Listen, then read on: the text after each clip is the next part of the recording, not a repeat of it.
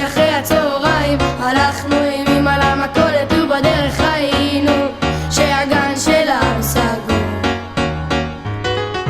הנדנדות עומדות בין העצים הגבוהים והפרחים כאלה נמוכים ובלי צבעים כי הגן שלנו סגור.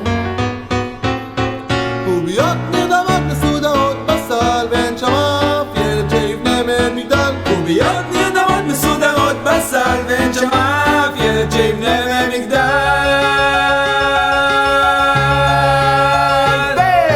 אין שם אף גננת שתגיד מה מותר ומה אסור וכל הדברים מסודרים על המדף כי אין מי שישמע סיפור.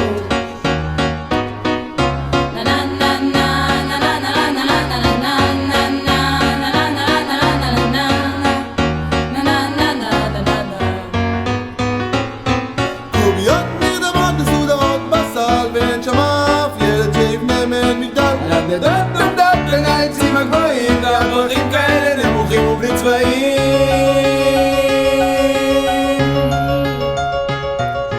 אתמול ב5 אחרי הצהריים הלכנו עם אמא למכולת ובדרך ראינו שהגן שלנו זה סגור. לא נעים לראות גן סגור, זה לא כל כך נעים לראות גן סגור, זה לא כל כך נעים לראות גן סגור, זה לא כל כך נעים לראות גן סגור, זה לא כל כך נעים לראות גן סגור.